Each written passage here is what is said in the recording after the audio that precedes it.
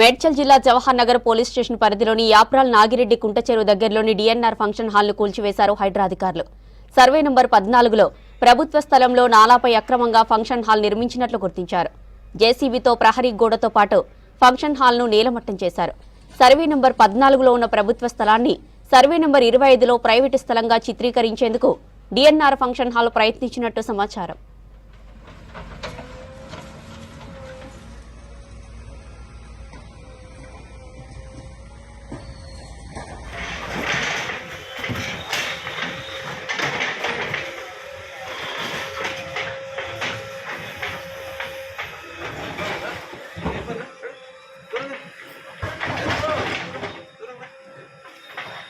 అలా sir degree ఉంటే బయటికి పంపి